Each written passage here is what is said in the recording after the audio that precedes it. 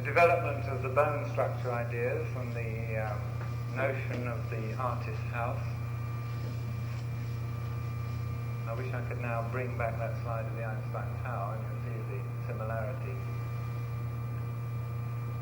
And a very recent project, Finsterlin died about 3 years ago, and one of the last projects he put together was his so-called bronze cathedral, and this was the project which is admired by many of his followers in Germany. And another of his sketches which indicate a kind of habitable valley of the early 20s. So what I've tried to do is to at least introduce you in the time I've had available to some aspects of this very creative phase of architecture. But I won't leave it without just pointing out some of the connections that may not already... sorry, could we turn that up the other way, please? At the valley there.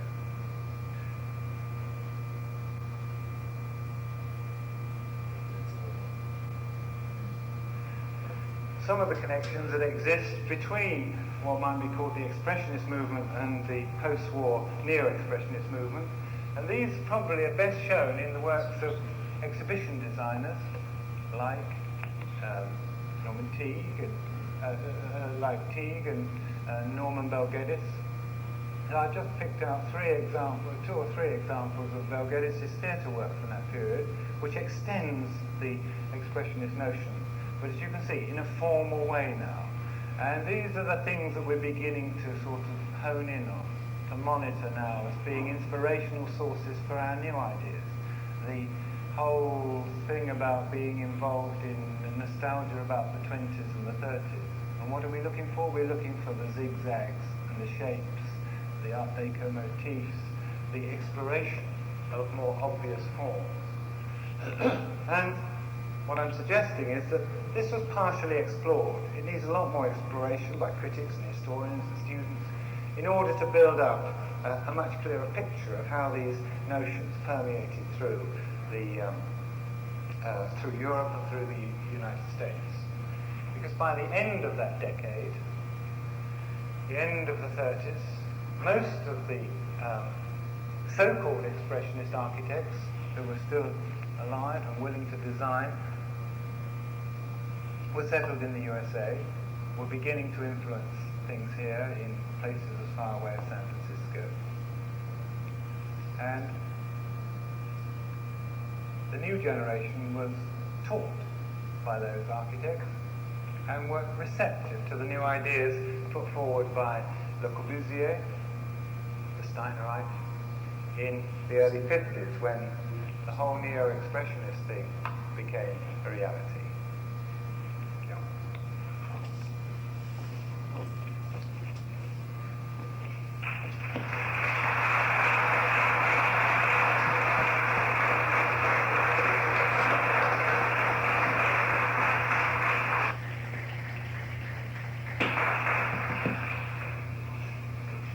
I would like to thank Dennis Sharp for this very provocative presentation in which he presented us with buildings and designs which are more than 50 years old and which nevertheless put forward problems which are extremely contemporary.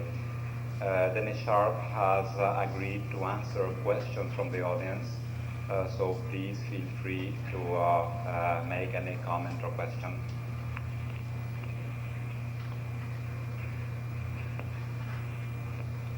Yes.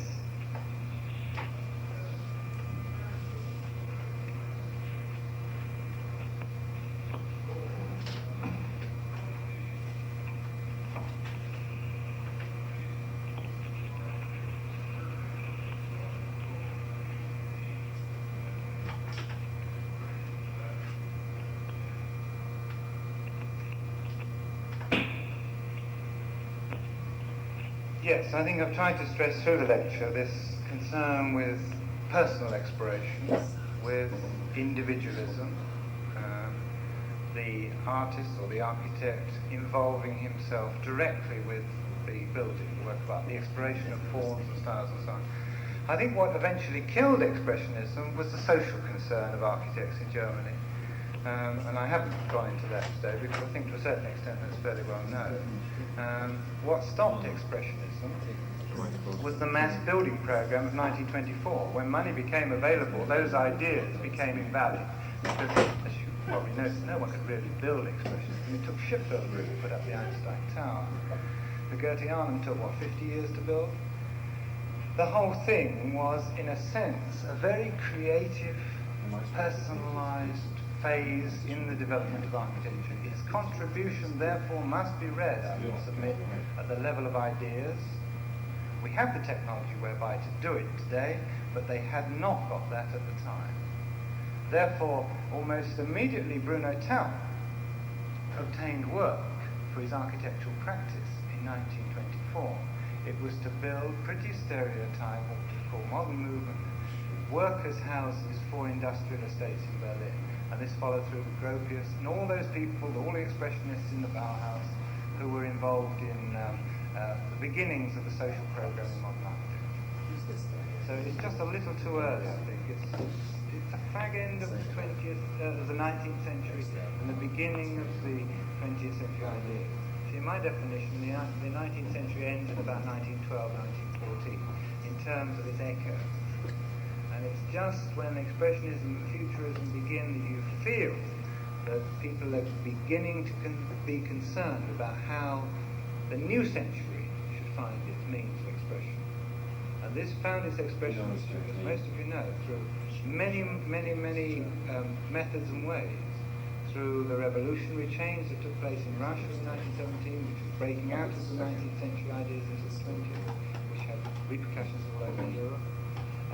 Political notions such as that, artistic notions produced by the painters and by the artists, and these ideas, which I'm showing you tonight, produced by the architects.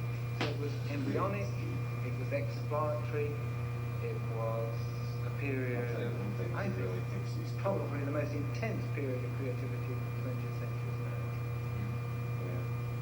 But it had very little to do with social program. I noticed this accent first. Are you from England? He didn't even answer. I'm mistaken. We don't have the house with that. Almost. Usually.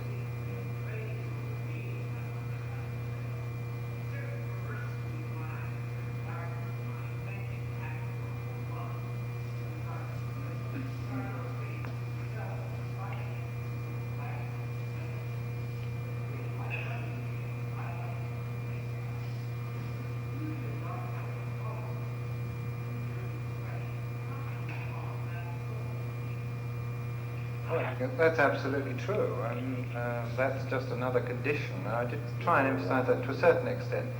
I think that darkness probably is best exposed in the literature and in the drama of the period, rather than the brightness of the architectural ideas, which only in the cave period, that period of post-war shock, is anything really revealed in the architecture. In the woodcuts, in the drawings by George Grosz, for example, the satirical cartoons, there's an overriding feeling of despair and negative thinking, which is part and parcel of the whole Expressionist movement. You can see it in the early films. I did bring some slides along of the way the architects had involved themselves in film design. But say in the Cabinet of Dr. Caligari, or the film The Percy was involved in Der Golem, the giant tramp, the mechanical tramp.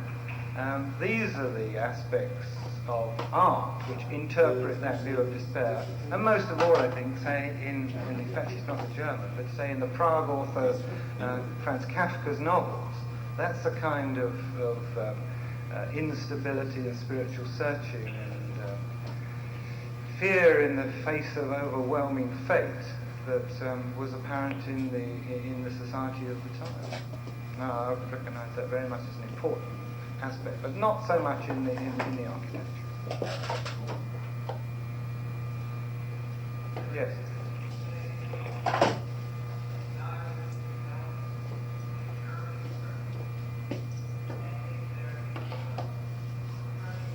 What's the date on that? Yeah. September 27th.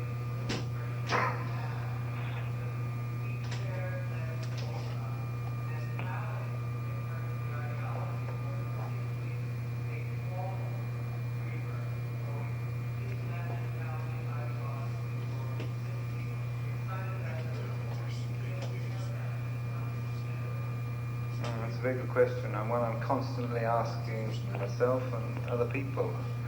I can't answer that question. I think we're too intimately involved with it. I think there is some truth in suggesting that we're looking for ideas. We seem to be very short on ideas, very strong on theory at the moment. And therefore forms that come easy from sources that not too many people know and are translated into architectural projects without being so easily recognised. Maybe that's being a bit too facetious, but I've noticed this occurs, that people will extract an idea from a previous design and then use it. And there seems to be a sort of propensity for doing that with the so-called expressionist notion. Yeah. I mean, in a sense, that was what Corbusier was doing when he was harking back to the Goetheanum with his Ronchamp project. But in a sense, he was big enough, creative enough to be able to add something to it. The borrowing of architectural ideas from Expressionism, we've seen it in the Petchnik scheme in Chicago, and there's examples all over the world, I think is very sad in some ways. Very sad. I don't know how to explain it. I'd like to discuss it, but I don't know how to explain it.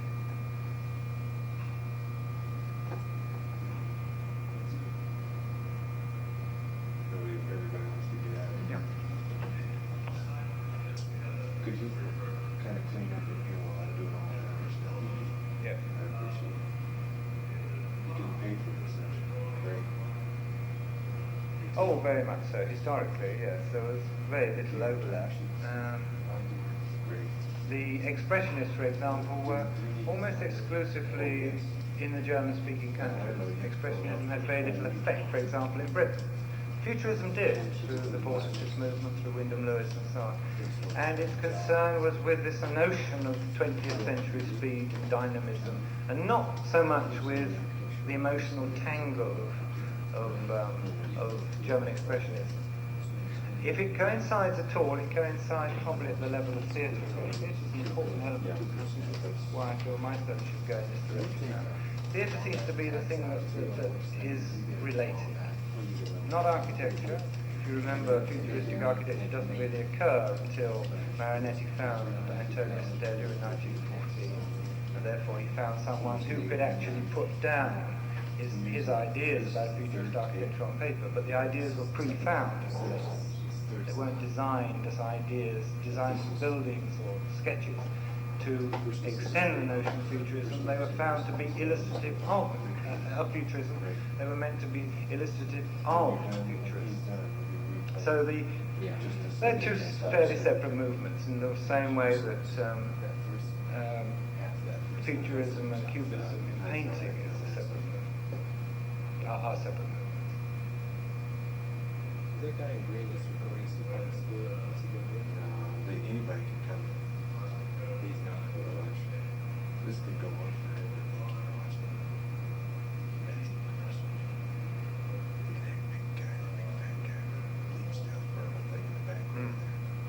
First stop. So that was cheap. I remember he's awful. Looks beat up or something. He's asleep. Of what? Looks like he's transit. Yeah, well, I think it's the 30s when, again, it's a retrospective thing. The architects and designers are looking back to inspirational sources, but into those that were published. Now, none of the German Expressionist material was published.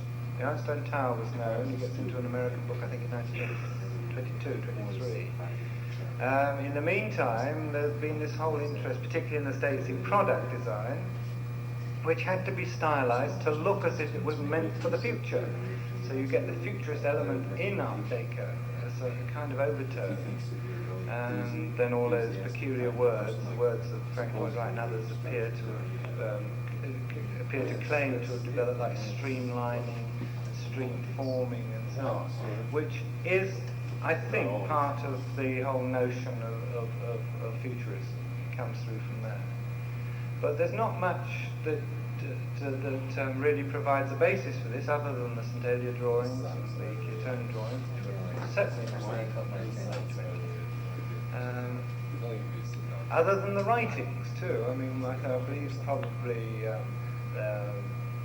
Bel Geddes knew about the futurist writings, and so did Sheldon Chaney, who published Belgetti's work in the Theatre Arts Monthly. So there was a very informed circle. All the time I've been speaking, I've been aware of the fact that we're talking about small coteries of people who were inspired by common ideas. They weren't large groups, large collective groups of people. They were individuals or small groups of people whose influence has been profound in terms of 20th century art and architecture. And I think the Art Deco movement, particularly in its American version, and its strongest here, clearly, in architecture, comes again from the inspiration of one or two people who thought they were futurists, latter-day futurists, post-futurists, whatever you like to call them. And they built the Hollywood style, and they built the streamlined refrigerators, and the Buicks, and the Borax, and everything else. Craig Krenner here. Yes. His wife's here. And then his old house, almost everyone hang around the dean. Sit with him.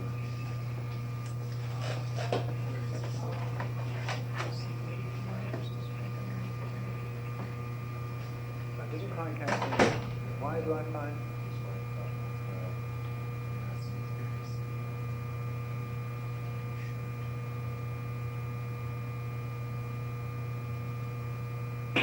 That's a very modern question, isn't it? It's difficult when you're dealing with a thing in its historic context to supplant a question which I think is a sort of modern interpretative question on a period in which social questions were questions dealt with by politicians very largely, and by social administrators, and were seen to be outside of the scope of the creative artists. I mean, I would not say for one moment that the things we've looked at tonight were without their social consequence. For example, the drawings of the glass chain were taken round all the pubs and the community centres of Berlin and displayed and argued about and discussed, as were the drawings, and as were the underground magazines produced by people like Scherbach and Kokoschka and Herbert Walden and others. You see, there was a different social motivation, a different social attitude. And it's difficult to pose a question like that. I know it's a very modern way to look at things. Why wasn't art and society combining in some more positive way? The artist, on the whole, did not see his social role in the way we see it today. And therefore he saw an artistic problem which had to be solved by artistic means. And when I speak about creativity in relation to these projects, I'm talking about that product itself, the product of creativity in relation to the design.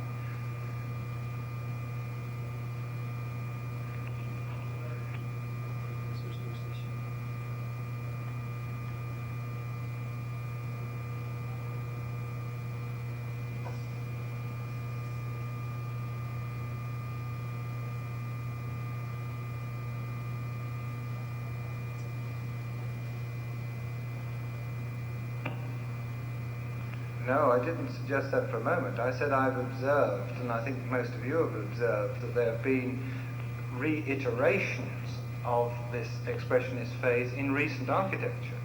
I'm not promoting it. I said it's a very polemical talk in a way. I mean, if you care to promote it, or architects feel that it's within their capability to promote it, that's another question. I'm not here to promote expressionist architecture. I just want to look at it as a possible inspiration source, because I believe as designers we should look at all possible inspiration sources. I have my own reasons for feeling that it was rather a desperate period.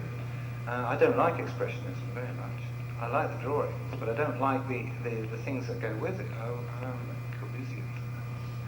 If I have any relation to architecture, or an ad hocist, whatever we wish to do at the moment in time, when you're watching what's going on in terms of priorities. Sorry. But there are people who obviously look to these sources for inspiration for design. Because somehow you have to get on paper, if you're dealing with a design or building problem, the symbol of a building. And that symbol of a building may be based on must be based on a vocabulary of forms, where they're jagged-edged, whether they're exaggerated, whether they're stylized, whether they're monumental, symbolic, or whatever. Therefore, I think this is one reason why, as I've suggested, in a period where we are very, very low on ideas about what our architecture should look like, that many architects have sought to re-establish expressionistic notions. And I think, this is surely what some of the big commercial architects have been doing. If you go to San Francisco, there's a rocket right in the middle of the city, designed by Bill Pereira. Is that expressionism? Yeah, it's a bad form of expressionism, but it's an interesting symbolic idea. And at least it looks better than a 4-square tower, 1,464 foot high called Sears or something like that.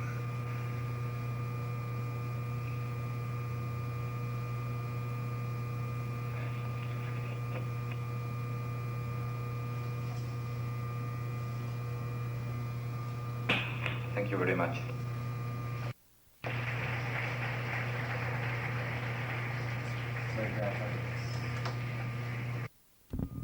We would make a professor out of you overnight.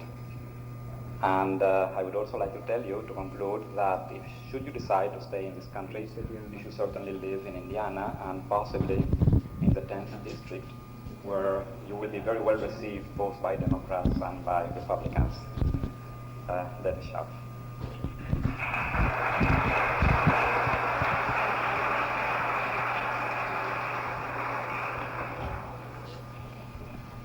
Thank you very much for that generous introduction. I'm very glad to be here. I'm sorry I'm neither a Republican or a Democrat. I'm just a straightforward London socialist. Expressionism in architecture has been likened to adultery in marriage. Nobody admits to being involved, but everyone likes to imagine they know who is involved. Expressionism is a word few pioneers of the modern movement in architecture would associate with at one time. Now they're falling over each other, those to the left, a very few of them, in order to relate themselves to something that was very important in the development of 20th century architecture. A phase, an episode, an attitude, if you like, which was caught up in the general culture of the time, particularly in Germany. What I'm really going to be talking about today is an episode in time, from about 1910 through to 1923. I'm going to talk about it fairly polemically. I'm interested in the way you use history, use the imagination, the creativity that comes out of artist work, architect's work, designer's work, musician's work, poet's work, and so on, and see the common identities it has.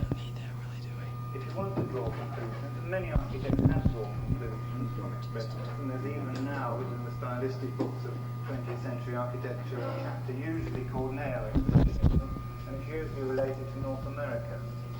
Particularly as North American influences in architecture have become very important in Europe, so there's been a reversal of trends, a reversal of ideas, if you like, over the last few years. Mies always, of course, managed to find an excuse, and I'm being a little facetious here, for his forays into expressionism, that the actual undulations or the angular cuts of his wall surfaces had something to do with the organization of light into the sides of a building. But can there be a more expressionist plan in 1921 than this skyscraper scheme that Mies built, and which, to a certain extent, in a modified form, was erected at Lake Point, Chicago, some expressionism called Hervé, for 8 paintings exhibited in Paris in 1901. Its source is certainly French, and its use almost exclusively employed to indicate the opposite of impressionism. The impressionist looks, the expressionist sees, was a popular saying of the later German expression. Thanks a lot. Yeah. Can you just stay here for a while? The noted German art historian Wilhelm Worringer later used the term to describe some of the work of Paul Cézanne, Vincent van Gogh, and Henri Matisse. In literature, the term was introduced by a novelist called Kazuma Edgeschmidt, who was an apologist for the Expressionist movement, to describe the reaction of critics to his short stories of 1915, which he says were greeted as expressionist. Well, I went back to the Oxford Concise Dictionary too to get a rather more clear English interpretation. And there one finds the following definition: the modern tendency amongst artists to subordinate realism to the symbolic or stylistic expression of the artist's or character's inner experience. Let's try and bring it up to date. If one adds to the word experience in this definition another word, meaning, one comes close to a more acceptable description of the artist's aims. Particularly, and this is an interesting fact, as they were conceived by Kazuma Edgeschmidt. He wrote, "A house is no longer merely a subject for an artist, consisting of stone, ugly or beautiful. It has to be looked at until its true form has been recognized, until it is liberated from the muffled reality, until everything that is latent within it is expressed." With this definition, and it's a literary definition, as I've just indicated, we come close to the aim of the architect. To liberate architecture from the shackles of the past, from the academicism of the past, and to create a new, dynamic, yet personal form language of their own, which had universal meaning and validity. So tonight I aim to examine in some depth the work of those architects who became involved with Expressionism in the early part of this century, but to keep it initially within this historical context. As I hope to demonstrate, Expressionism itself was essentially an aesthetic movement, dedicated to both the furtherance of the experience of creation and to the idea of the involvement with a total work of art, a Gesamtkunstwerk. It therefore reflected personal attitudes and individual opinions and frustrations rather than collective ones. During its mature period, one I described earlier, from about 1918, 1919 to 1923, it was to be seen as almost the very antithesis of radical Dadaism and the politically oriented Soviet constructivism, although it shared the experimentalist character of both those disparate movements. I think you'll probably agree that the main Expressionist period was a truly creative one, even if somewhat harsh and somewhat repetitive, and that during this phase many incredibly successful and original works were produced, both buildings, paintings, films, music. It cannot be perfunctorily brushed off in the terms of what the great Swiss architectural historian Siegfried Giedion has called, in Space-Time and Architecture, a Faustian outburst against an inimical world. It had a lasting influence on architects such as Mendelssohn, Hans Scharoun, and their followers. So to suggest that Expressionism touched all the arts, and to one of its chief protagonists, it was never simply another art movement or a fad. It was a worldview, a Weltanschauung, a world philosophy. It's not international, Edgeschmidt wrote, it's above question of nationality. Should be recording it. He also defined the Expressionist as one who is always in a state of perpetual excitement. You mean from when we did it before? Hermann Bahr, a noted art critic of the time, wrote, "Expressionism seeks the transformation of reality." It was, however, a bandwagon on which many false prophets willingly jumped. And Edgeschmidt, again the spokesman of the literary side of the movement, attempted to sort them out and offered definitions of true and false expressionists.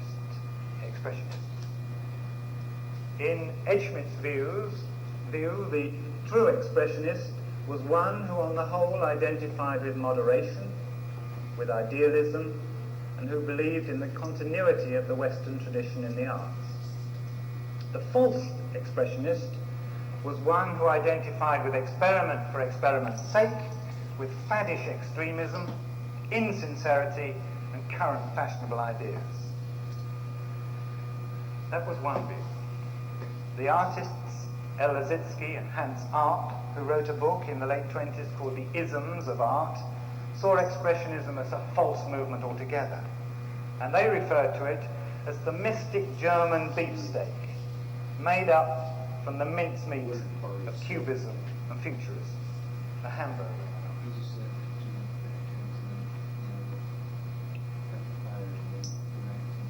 Futurism was contemporary with the Expressionist movement, beginning with Marionette's manifesto in a French newspaper in 1909, and it penetrated all the avant-garde circles throughout Europe by about 1912, 1913. But the Futurists, and they were the first real 20th century group of artists to pursue a thoroughly modern line, were concerned with two major aspects: with the notion of speed in modern society and the notion of dynamism. Expressionism was hardly concerned with these factors. It was a personal movement, an individualistic movement, as I suggested. And therefore its expression, its involvement at the personal level, was with spiritual searching, with the kind of things we're occupied with now to a certain extent, finding our identity, with a sort of corporate despair, with social regeneration, but a social regeneration based on a profound medieval model. Physical regeneration, using the new versions of hygiene and health, looking for light, air, concerned with living in mountains, absorbed with the notions of the mystic qualities of water and light and crystal. And an individual liberation too from the heavy forms of architecture, those that had constricted the vocabulary of the modern architect. Eric Mendelsohn himself said that he had never designed a building, he would never design a building that had any obvious relationship to something that could be observed within the history of architecture. That's why when you look at his work, at least you see an original approach to the idea of architectural form, to the idea of architectural solution finding. But I'm running ahead. And I think we should look back, first of all, trying to keep this in context, at the origins, and this is the second part of my talk, the origins of Expressionist architecture itself. In Germany, the beginnings of Expressionist architecture, is distinct from the extension of the Art Nouveau ideas, are to be found in the work of one man, a very powerful man whose head, it said at the time, looked like a tower, who wore a ponytail haircut, who was a great teacher in the first decade of this century. A man called Hans Pelsig. He was the father of the Expressionist movement. He designed a watermill as early as 1908 and a water tower in 1912 that exposed an original, if somewhat idiosyncratic, attitude to architecture. This is the watermill, the water tower, which is a very formal, straight axial building, which serves as a water tower only in the top part. Underneath there is a restaurant, exhibition hall, and a market hall in various layers coming down the building. Pelsig, together with other individual architects such as the Belgian Van der Velde, the Berlin pioneer Peter Behrens, and a younger man of whom I shall be speaking about later on, Bruno Taut, became involved in the pre-war explorative phase, what is generally called a search for new architecture, which I would call individual expressionism. This period was to be of great emotional significance to the later visionary architects of the post-war period and their paper projects of this period. Paper projects simply because they did not have the opportunity to build. Many of the shapes and planning ideas introduced by architects such as Pelsig were adapted by the post-war expressionists as part of their architectural vocabulary. So you find this tower-like theme being pursued by architects like Sharoon and Hering, Eric Mendelsohn, even Walter Gropius, who were all caught up in that emotional atmosphere of the general expressionist movement, reinforced by a feeling that they must reconstruct from the center of their culture Stick it all the way in quick. in and defeated Germany.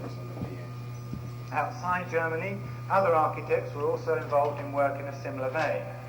And there's a little bit more of Percy's work which indicates that close connection. The Dutch architects, for example, admired Percy's work in a very obvious way, although they could not involve themselves in designing the kind of buildings that he was designing, because there was another tradition of work there, a vernacular tradition, a tradition of the use of materials, and a very close connection between the Dutch movement, Dutch modern movement itself, and the English arts and crafts. So let's just have a quick look at the work of Percy and see the difference between this and the Dutch and the later idiosyncratic expressionists. We just did it again. Is it in? This is the inside of the I'll give you, you hold this open, I'll give you an Postal indication tower, if it the does. tower we saw in elevation a moment ago. And is the market hall with just a touch of the about it. The couple in evening dress walking around what looks like the interior of the Eiffel Tower. And these are contemporary shots of the metallic interior of this building. This was cashing in, if you like, on the ideas of the 19th century, that the notion that architectural space can be held in within the volume of a building by means of a solid wall could be broken down. This question about, this idea about the interpenetration of interior and exterior space. The Percy Tower of Posen was in fact one of the very first architectural structures to be built on engineering principles, in which the notions that the great 19th century engineers had, the station builders and the tower builders, Eiffel's great tower of 1889 in Paris, for example, had given an impetus to the exploration of ideas about a non-solid architecture. And this is an extremely fine example of the way an architect who still believed in things like proportion, who still believed in things like axiality of plan and vertical axes in his building, could develop his ideas towards a new architecture. At the top of the building, remember I told you with the various layers, the top of the building, the use of a very large space for a restaurant to gain views across the surrounding countryside.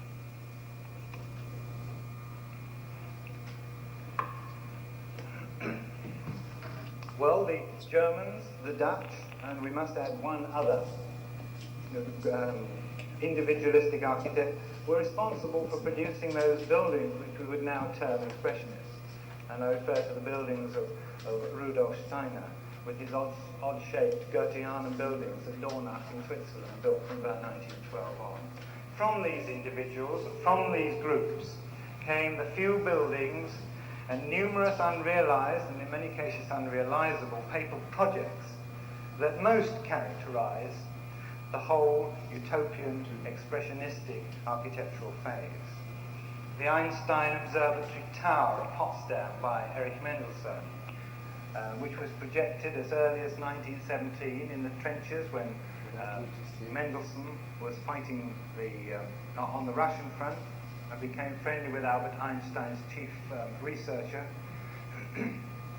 and designed and erected between 1919 and 1921, and finally opened in 1924. It still sits, not as the Architectural Review had it a few years ago, as a sarcophagus of architecture, but as an astronomical observatory used for the purpose for which it was designed in 1919. Now under, this is a fairly recent picture, now under the control of the East German government.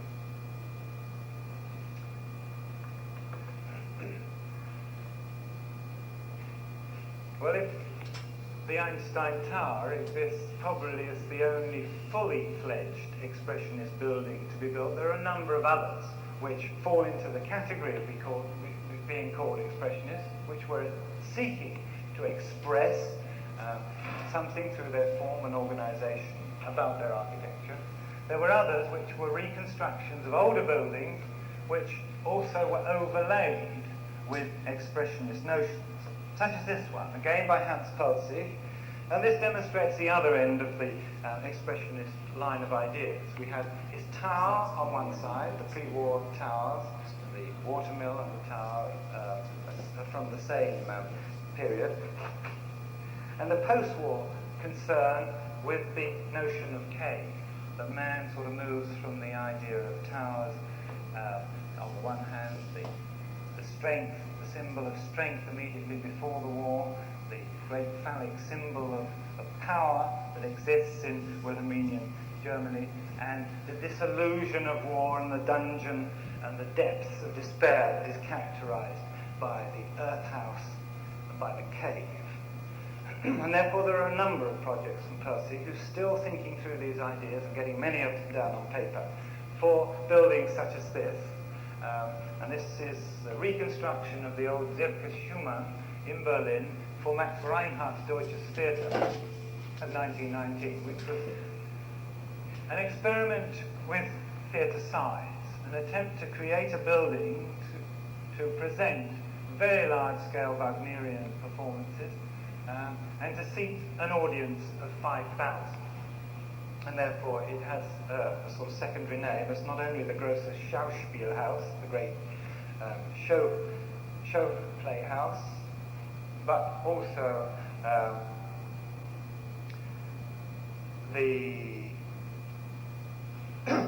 the name of the upturned cave. See, these stalactites go round in rings.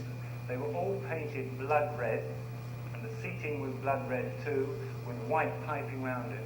And the columns were painted in a slightly dark red. And the whole effect of the interior, which cannot be conveyed to you by means of black and white slides, was that of a vibrant, exciting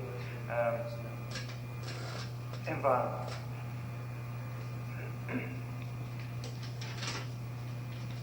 At the centre of which the drama, lit from many different angles, occurred.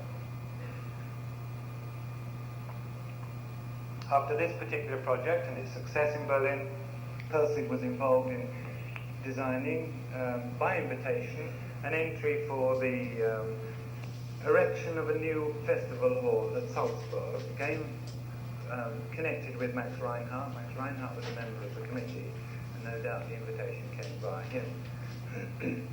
And there are, in the books on Expressionism, my own and Wolfgang Pain's, pictures of the various projects that Pelsig designed, which developed this idea, and developed this idea too as an external form, with the stalactite forms around the exterior of the building in the form of balconies, gallerias, and so on, oozing down the side of the Magic Mountain in Mozart's town, creating a kind of octopus shape on the top of those hills. No one could ever afford to build it, and indeed it was bypassed as a scheme, and a much more conventional building was produced, as those of you who have been to Salzburg will know.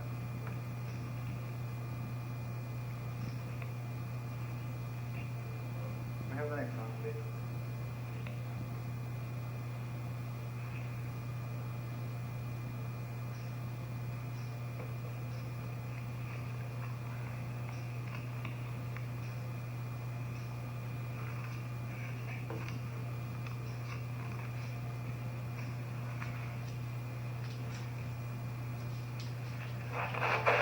Compare that kind of approach, say, building by Fritz Herger in Hamburg in 1923, which clearly is expressionist because it not only expresses symbolically its purpose, it's a shipping headquarters, but it also is characterized by decorative use of brickwork, which has some relation to that Dutch movement I was mentioning earlier, and Also, it was the largest office block built in Europe at the time. It was an attempt to humanize the large-scale development by a man who had an admiration for building materials, a highly competent architect, but who overplayed or oversimplified this expressionistic concept. It had not become an inventive form. It had not been used in a way that a new attitude was exposed.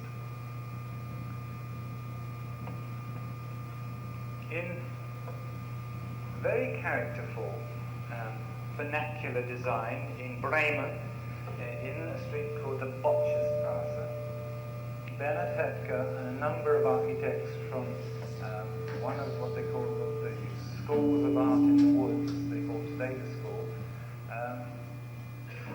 produced an artist colony, an artist street, reconstructed mainly from older buildings, which also was the epitome, I suppose, of the Dutch-German approach. Without being involved too much in the organisation of space within the buildings, they were able to create from the facades of the building and the use of external spaces a sense of community, in the same way that the Dutch architect de Klerk was able to do this in his Zahnstraat scheme in Amsterdam in the early teen period. But the detailing, and this is the Bernhard Höttger house, for the best-known artist of the Ortsteder School, Paula Modersohn-Becker, on the Botcherstrasse. And you can see in this quite clearly that amalgam of ideas that I mentioned very early on when I was talking without the slides behind me. The notion that Expressionism too was a kind of continuity of the Jugendstil or the Art Nouveau ideas, the decorative brickwork looking like cut, moulded forms, that is cut on the surface of the building, laid in stripes or in layers or in dynamic shapes. Metalwork looking like cobwebs from A Day in the Woods, transferred into a sort of an artistic fence. This is a Zahnstraat scheme, which again is a contrast, but it's very similar to the two we've just looked at. Here again is the interest in the English arts and crafts, the concern with detailing, with the use of large-scale timber elements within a decorated brick facade. This is an excellent scheme, and again can hardly be experienced by means of photographs. It's basically a triangular building. It's a multi-use building. The view we're taking of the building at the moment is towards the post office, which is at the end of the street of apartment blocks. There's a school incorporated within those 5-storied sides.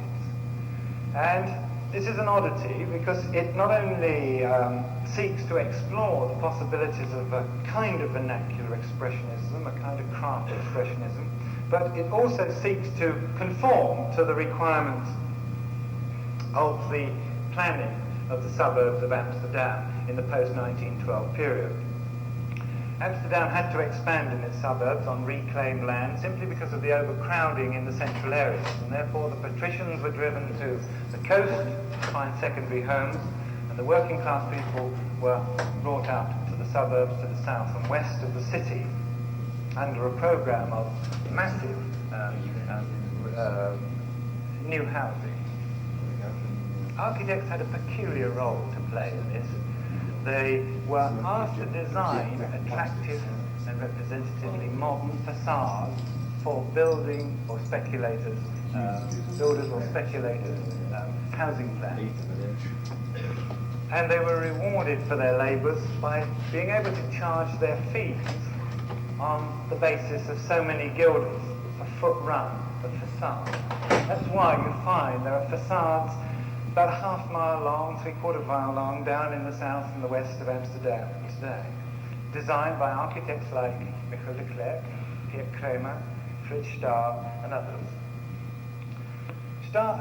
De Klerk, who designed this building, the Zahnstraat, on the Zahnstraat, was far more inventive than the others.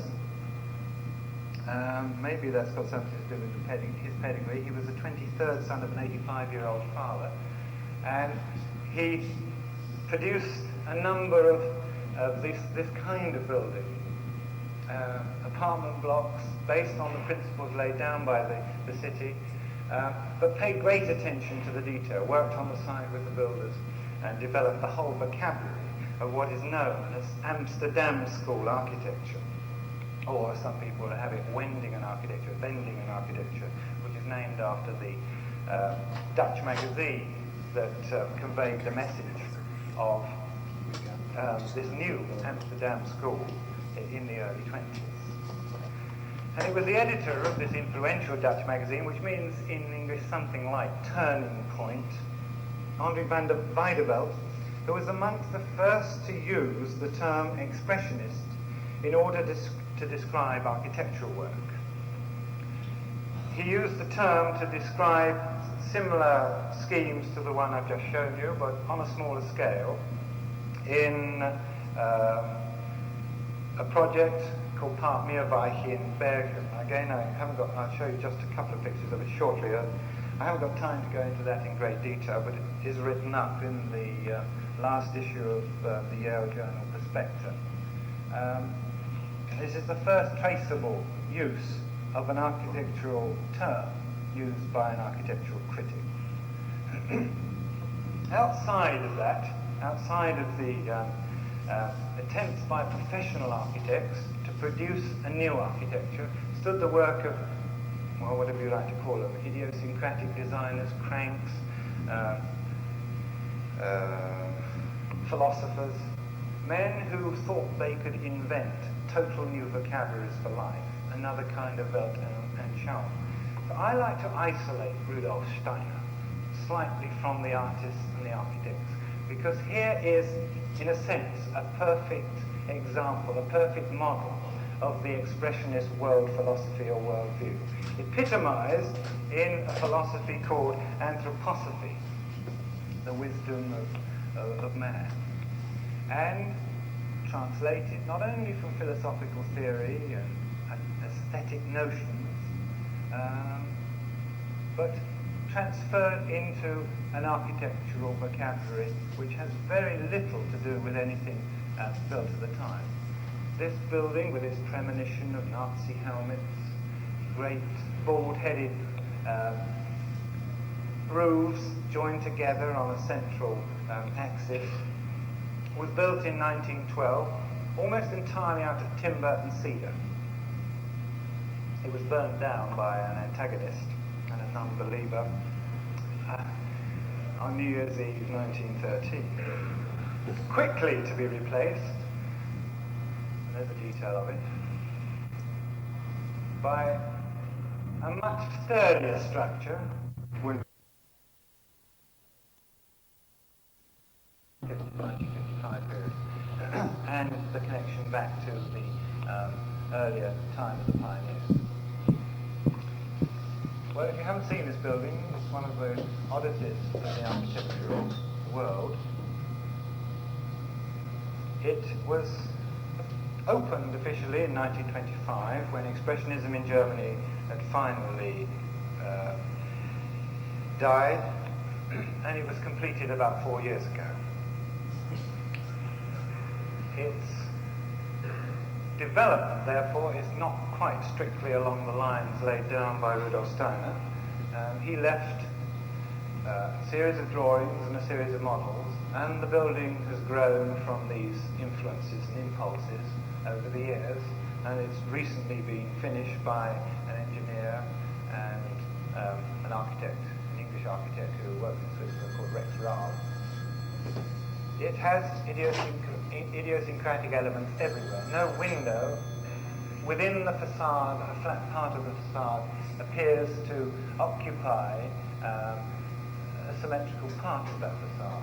They all emphasize a dynamic tension within the facade. This is explained at some length in the various lectures and papers that were produced by Steiner and his followers. And the aesthetic can be understood in those terms. In terms of interpreting an anthroposophic view, not only of buildings, not only of movements within a building, but relating to the movements within art, within dance, and so on.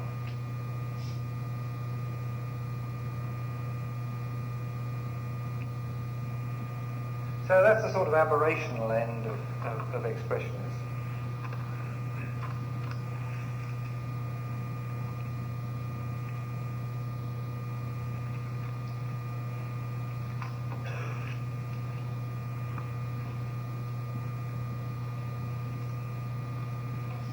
I put that in for relief from all those curves of the great monster Goetheanum building itself. That's the transformer house at Dornach. Still with the same motifs on it, but this time much more organised and quite a contrast to what you've seen previously. So, with these examples, the use of the term expressionist architecture becomes more definitive. However, even with these, the epithet is something of a misnomer because the term was only rarely used, as I suggested, to describe the work of architects at the time. And even then it seems to only describe the aesthetic correspondence of artistic, literary and architectural ideas. Henry Russell Hitchcock, one of the most perceptive of the early international critics of modern architecture, employs the term for the first time as late as 1929 in his book Modern Architecture, Romanticism and Reintegration, which has just recently been reissued. In this book he refers to the influence of the Expressionist painters on the work of architects like Gropius, who, Hitchcock maintains, built the Weimar Monument in 1920 in an expressionistic style. Well, that gives you some idea of the people that were nosing this new style out and giving it a name. In the general revolutionary atmosphere of expression, however, the impetus given to the more personal, the more emotional architecture was to be seen largely on paper, because it was easy to draw exaggerated, stylized and forced shapes on paper.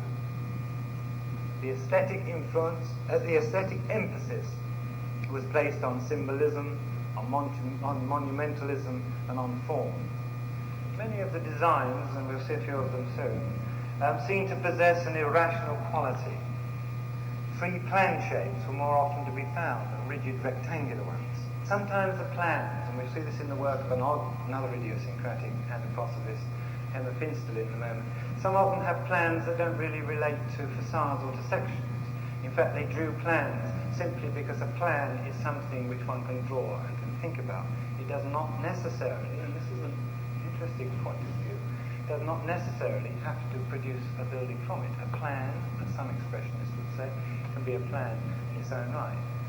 An elevation or a section can be seen in their own right.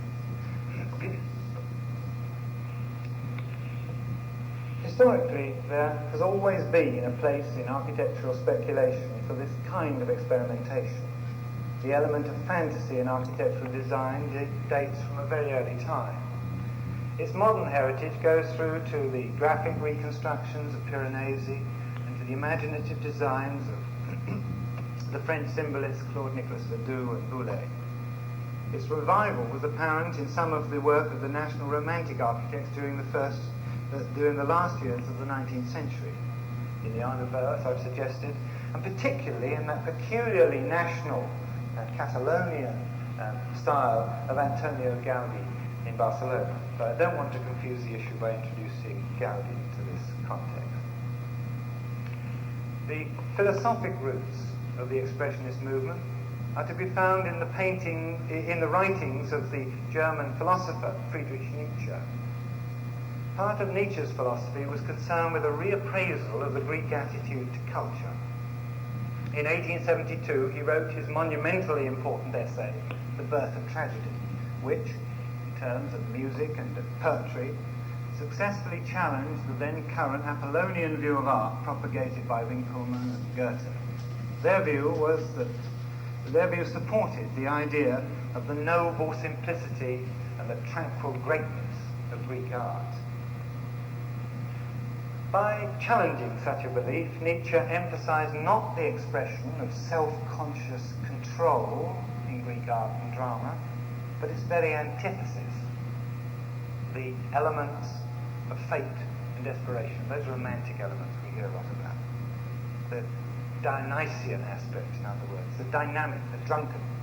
He propounded a theory in of the development of man in the face of an overwhelming fate and the creative freedom, or the drunkenness, of the artist.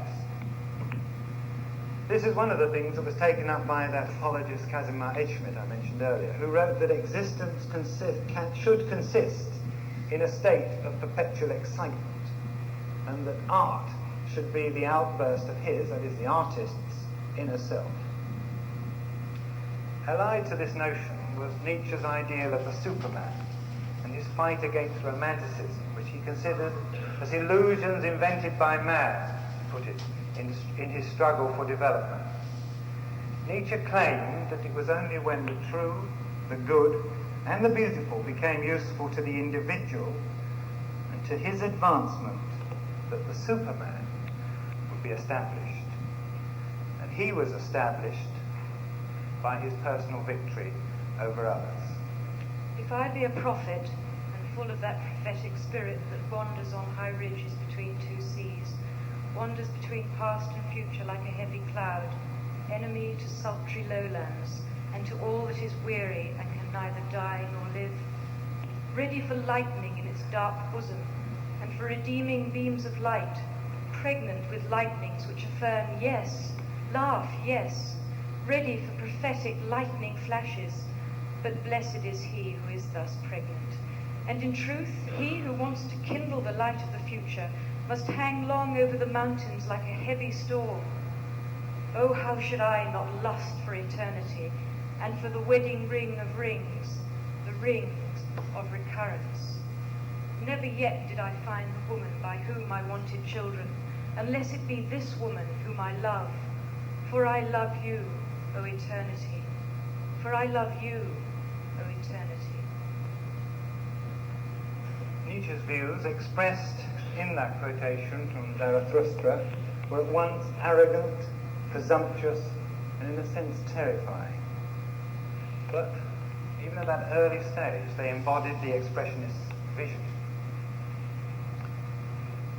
Adolf Hitler was not slow to pervert the artistic basis of this concept for his own evil political ends. He adopted a bizarre version of Nietzsche's truth and related it to ethnic groups. He also admired the very things in the Grecian tradition that Nietzsche had attacked. Well, I hope that gives you a little idea of this melange of attitudes, of notions, of the correlation between art and architecture at that time. Because I want to build up now to a discussion of one particular building and to look at the development of the ideas represented by that building into a wider school of architects and artists. In Germany, the outbreak of war in 1914 had left the ideas of Pelzig, Behrens and others, in embryo, for new architecture in embryo. But not before it had been firmly established that the architecture of this time was, like its predecessor, the Art Nouveau, a distinctly anti-traditional movement. This anti-traditional attitude was even true of Holland, the most tradition-bound of all the countries engaged in this pioneer period of modern architecture. The industrial and economic expansion that had taken place in Germany before 1914, built up to enable the Kaiser to gain control of the seven seas, presented a mere handful of architects with a desire to create a new architecture relevant to the times. An architecture that came to terms with the advances implied in technology and in industry, and one, too, that reflected the aesthetic consciousness of the period. Much of this groundwork was done by another odd personality, a man called Hermann Matthias, who had been sent by the Prussian Board of Trade to live in London as a kind of cultural spy, a cultural attaché, I think he was neatly called, in the late 1890s, and to find out what was going on in terms of English church architecture and English domestic architecture. He was later one of the members of a group that formed the famous Deutsche Werkbund. But in 1904, presented to the German public a still untranslated book called Das Englische Haus, in 3 volumes, The English House, and therefore took to the Germans some of the new ideas of the English arts and crafts approach to design. So we shall see in the things that follow a certain relationship with that aspect of the English work, mixed up with the futuristic ideas, the visionary ideas, the forward-looking ideas of the experimentalists. The Werkbund itself, and it must be mentioned here, not to confuse the issue, but to really show you what happened. The Werkbund itself held an important exhibition in Cologne in 1914, which brought to the head a fermenting situation that had developed in the first decade of the century. And they brought it to a head through a debate that was held on standardization versus intuitive approaches to form. A debate between this man, Hermann Matthesius, and the Belgian architect really, but been adopted by Germany by that time, Henri van der Velde, who supported the intuitive, individualistic approach to design. Matthesius wanted to see things die-stamped, but die-stamped with good design. So the Werkbund was concerned with almost everything from battleships down to knives and forks. From the pin-cushion to the city was the motto of this organization.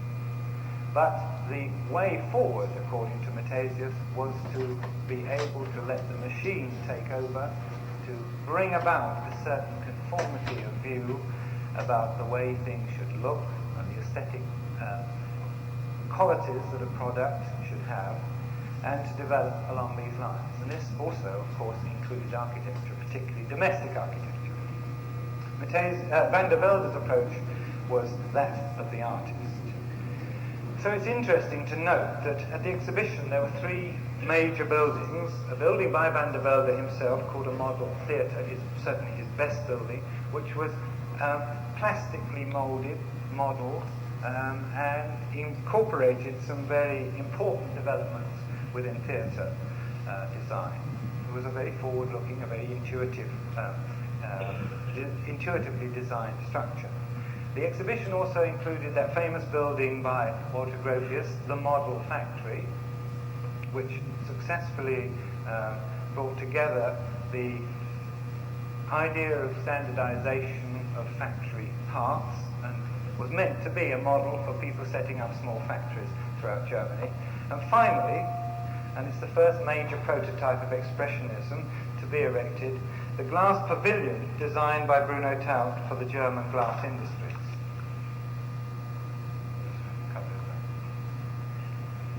The planning of this little glass house was along the lines of many German monuments, with a central axis and a solid concrete plinth.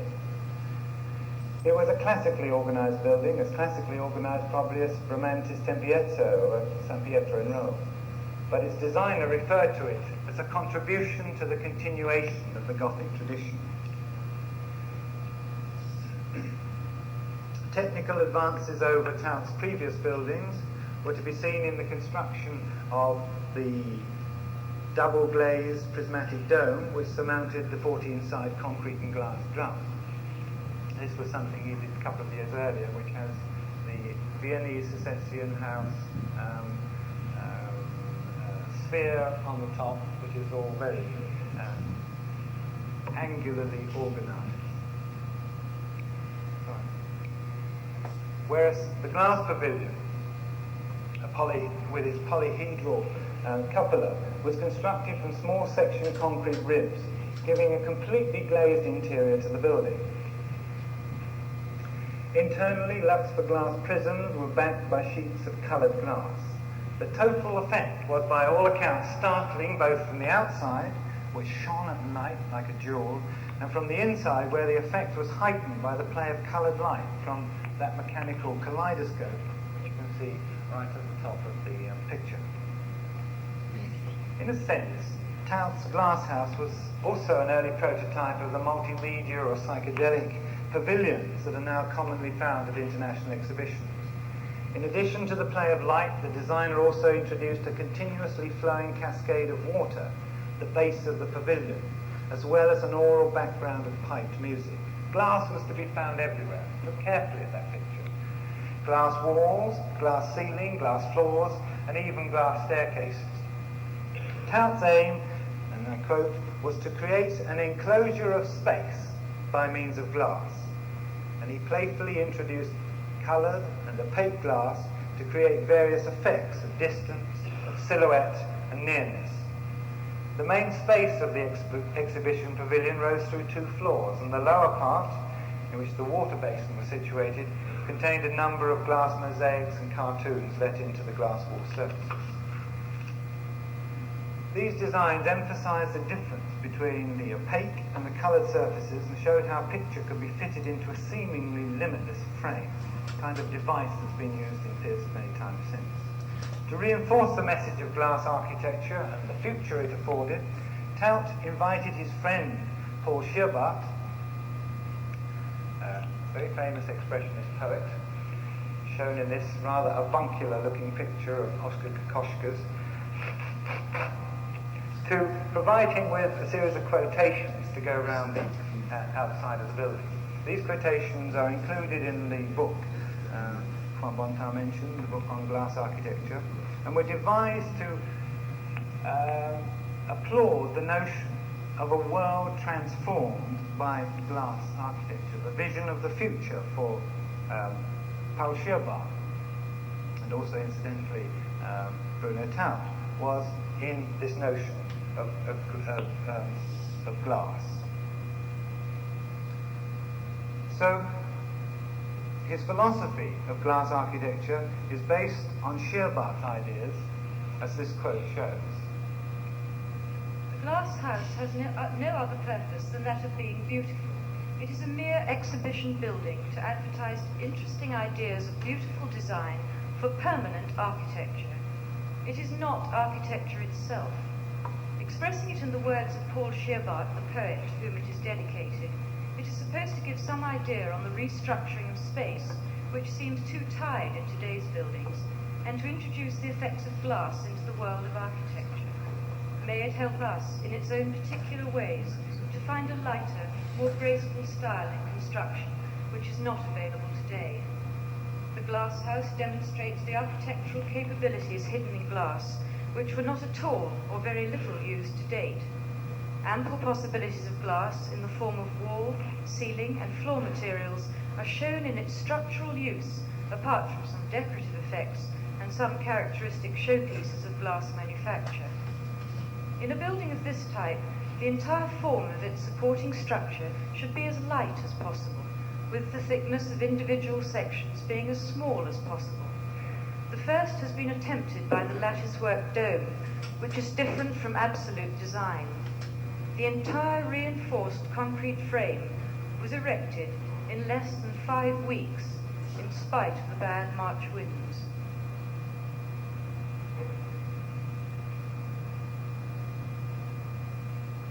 After the war, Bruno Taut took up an important position as the leader of the active avant-garde architectural groups in Berlin. The glass architecture, and this is 4 or 5 years later, the glass architecture ideas were still as hot, even though Paul Scherbart had died in 1915.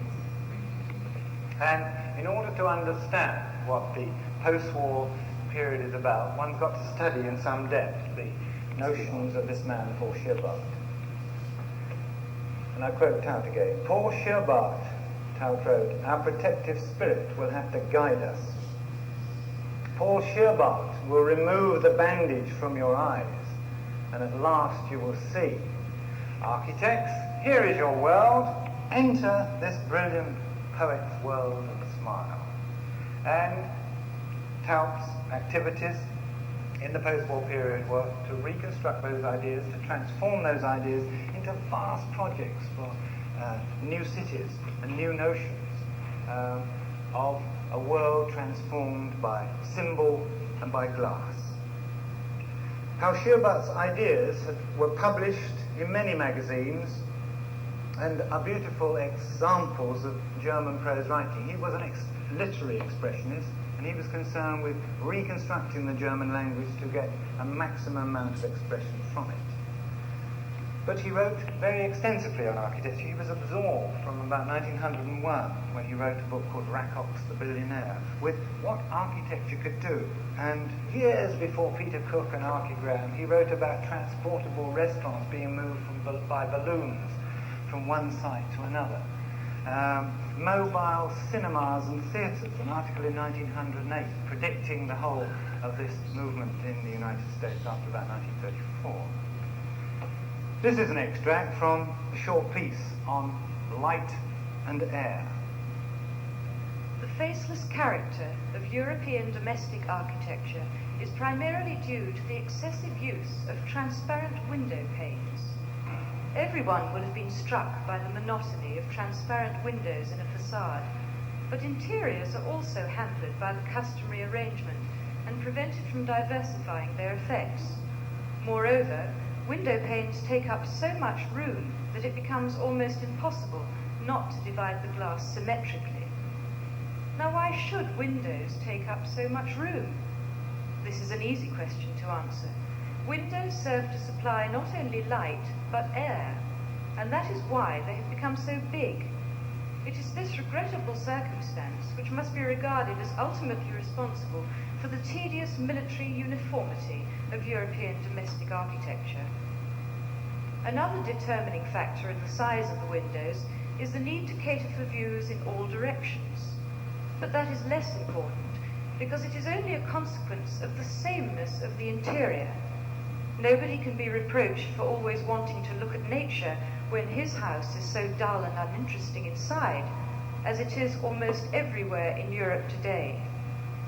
If a room ever has the slightest feeling of friendliness, we can assume, almost as a matter of course, that the main effects will be based on sound oriental models, or else that it is an artist's studio. Now, why should an artist's studio so frequently produce a satisfactory impression in an architectural and decorative sense? The only explanation must surely lie in the different lighting arrangements. It thus follows that if we wish to obtain the livable atmosphere of an artist's studio in an ordinary living room, we must give the ordinary living room new lighting effects. This is by no means impossible, even in very cramped apartments, providing the opening we use for the light does not also have to supply the air.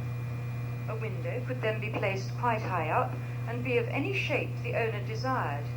It need not even be transparent, but could sparkle with all the colours of the rainbow. Large, easily opened windows are no longer necessary to let in fresh air. It is perfectly possible to pump air into the house from outside by means of special ventilators. Only when the light and air supplies have been separated in this way can there be true scope for imaginative interior design. In fact, if the windows are distributed independently of the air supply, the entire house will be transformed, both inside and outside. That was Paul Schierbardt writing in 1910 about the notion of air conditioning and the notion of the use of window openings in architectural walls.